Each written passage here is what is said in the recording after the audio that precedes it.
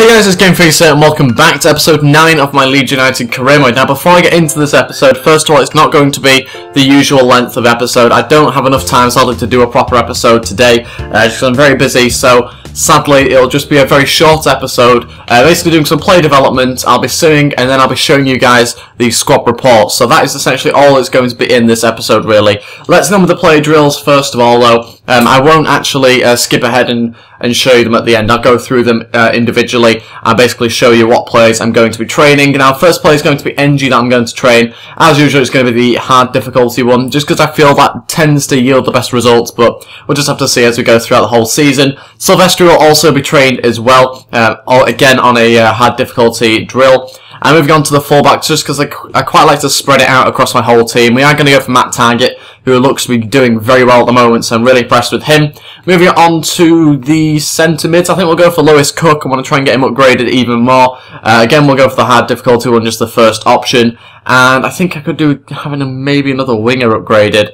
We are going to try, I think, Bataka as our player to upgrade next. And I think, again, we'll go the keep possession one. So, yeah, really happy with that. We are going to now sim all of these 5 drills and hopefully get some decent results from those. Let's see how we do.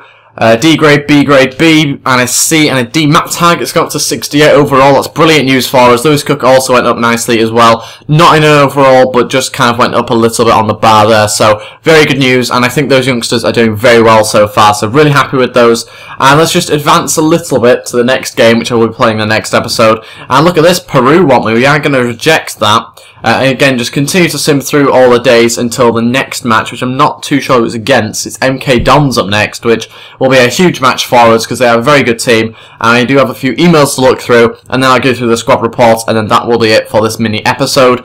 Let's have a look. MK Dons away. Yeah, we won't play that until next time round. And let's have a look. Bright, Spence, and Paul O'Donnell have accepted the contracts to join our full team rather than just being in the youth academy. Let's have a quick look what they are like. 52 overall, and he's a left back, and O'Donnell is 51 overall and a goalkeeper. So, interesting players. We'll see if I can get them growing much. I'll probably have to loan them out during January. He is 6'7" and a left back. Okay, that is unexpected. Should be an interesting player, 6'7". Don't really see too many left backs that tall. Moving on to the squad report now though, and I will go through player by player and see how they are growing. First of all, we do have Silvestri. Now, as you can see by his attributes here, he has not grown that much. In fact, it's only actually his goalkeeper reflexes and positioning that have gone up, and that's just by 1. So his overall remains the same as you'd expect. Baradi's not changed at all. All his attributes are exactly the same. Maybe I need to start trying to train him. And Bamba's starting to go down in a few of his mental attributes, which doesn't really contribute much to his overall. I think he should be fine for now and won't go down just yet. It might be next season that he goes down. Tommy Smith also hasn't really changed, and again, maybe someone I tried to upgrade. But again, I just don't tend to go for my centre-backs and try and do those sort of drills, so that's maybe something I do next week. Charlie Taylor has gone up on his attributes and not his overall. That remains at 69 overall. We need to really try and get him up there because I think he can grow quite well for us. Lewis Cook's gone up 2, which is brilliant. He's 70 overall now, and for an 18-year-old, that's absolutely fantastic. So look at his attributes there going up, his short passing especially. Moving on to Alex Mowat, again another midfielder similar to Lewis Cook, not quite as good, 1 year older, but he has got up himself to 69 overall. Again, some of his attributes are looking quite good, other than his pace sadly, which isn't great. Will Buckley has gone up a little bit in his attributes, but his overall remains the same. Dwight Gale again has also gone up a little bit, but his overall stays the same. Bataka has gone up 1 overall, and a lot of his technical attributes have gone up. His dribbling especially looks very good, 82 overall. 82 rated his dribbling, which makes him go up to 68 overall now. NG's gone up 2, fantastic news on the 2-year loan deal for those of you who don't know and haven't seen the start of the series.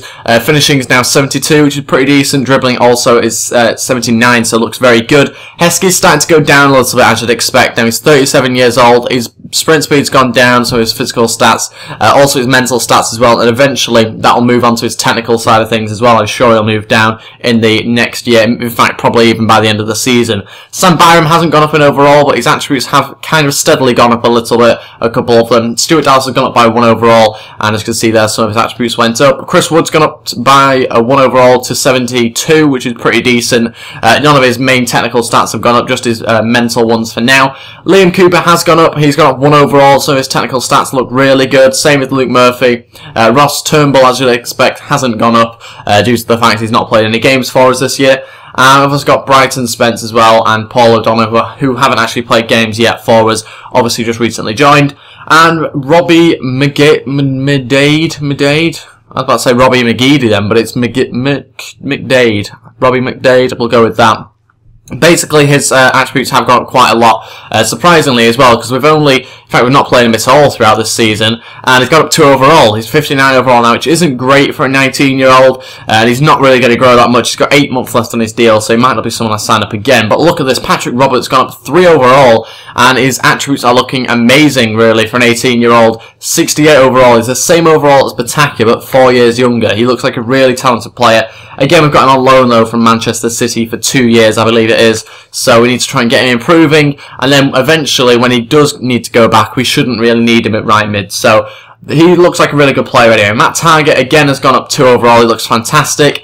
Dele Alli hasn't gone up. Some of his physical stats have gone down. Understandable, he's out injured at the moment. Leo Owen's gone up 2 overall, and again, his stats look pretty decent. Casper Sloth gone up 2 as well. To say I've not really played him that much, only 7 games so far this year. Adayi's not gone up that much, really, only his mental stats. He's had 11 games though this year. I've been really impressed with him.